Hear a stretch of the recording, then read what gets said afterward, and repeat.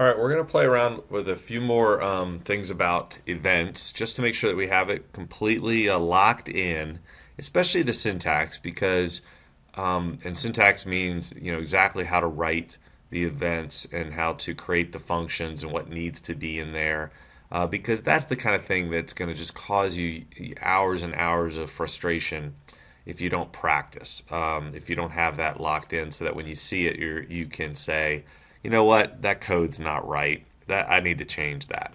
So, um, we have three things we want to do here. We want to use the click event.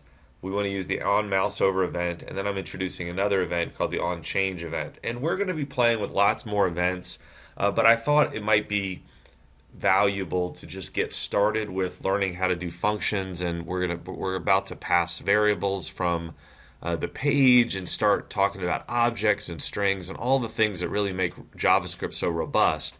So as we do that, if we want to use additional functions or additional events rather, then we'll introduce those. Okay. But I think it's best right now to just make sure that we have the basics, and then we'll move on and start actually doing some stuff, especially with once we start talking about objects and methods and properties. You'll see how much access you have to the information on the website and control over the website. But you can see already that you can do a lot of things. So first off, what we want to do is we have I created a paragraph with the ID of demo here, and you want to click on a word in this sentence and turn the sentence red. Okay, so what you want to do is have in order to make this work, you're going to want to use the click event. Okay, so what you're going to do is go into your element, and you want to be able to click on any word in the sentence and turn it red. So let's just go in here. So basically we want to click here and have the sentence turn red. Okay, so what we're going to do is put an on click, and we're going to call a function called sample click up there. Now what we need to do then is we need to say we want to turn the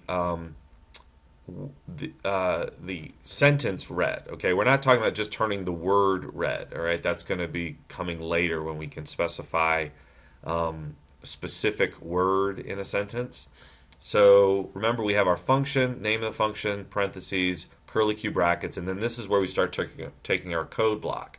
And in this situation, what we want to do is we want to go for the inner HTML, or I'm sorry, the style. So we go document, get element by ID demo, right? And we want to do style color equals red. Now, is there anything wrong with what I've typed? Are we good? That looks good to me. I'm going to click on a word here. It's going to call the sample click function here. It's going to take the element by ID, which is called demo, and it's going to color it red. That looks good to me. And it worked. Yay! All right. So next thing we want to do is on mouse over. And when it says when you mouse over the change it text, and I mean this word right here, the paragraph above the demo will turn blue. All right. So when you mouse over the change it text, how do we identify the change it text? Right here. We don't want it to be the entire thing. We just want it to be this word. So we need to create an element, and we're going to do that with our span tag from CSS. So I'm going to say span, and then I'm going to say, what's my on mouse over? On mouse over equals, and I'm going to call my function up here, sample mouse over, right? Parentheses, and then I do my end bracket, and now I've created an element with my span class. You remember you can use span or div to create elements, but div will automatically break the line, and I don't want that.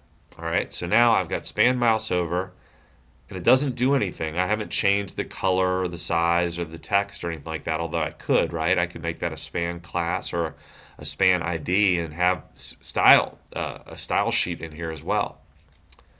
So I mouse over that, change it, and the paragraph above will turn blue. How do I get the paragraph above to turn blue? Well, I just take that, but I put it in this function.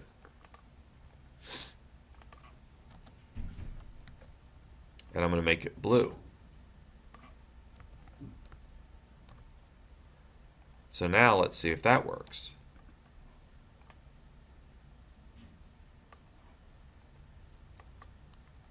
So now I click on any word here, turn that red. When I mouse over, I'm good, I'm good, I'm good, I'm good, I'm good. Hey, look, it changed. All right.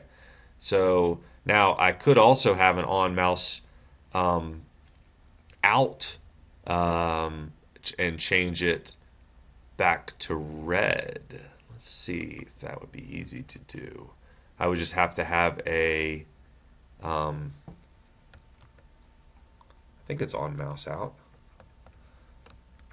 So if I did on mouse out, sample mouse over, but I would want to call the different function, right? I want to call it so it goes back. So I'd call the click function. This is a little bonus, okay? Because I didn't think about this. I just thought it might be fun to take a look at it. So let's see if that works. So now I have on mouse over, and it goes to this function, but when I go on mouse out, it goes to this function. So I'm reusing this function over here. Let's see if that works. Blue, red, okay? And then, of course, if I click on a word in this sentence, it turns it red. All right, so that works right. That's good. Okay, so you can put multiple functions, multiple events on one element. All right, so the last one, once you're done with doing the mouse over and the click, then you can submit your file and move on to the next lesson.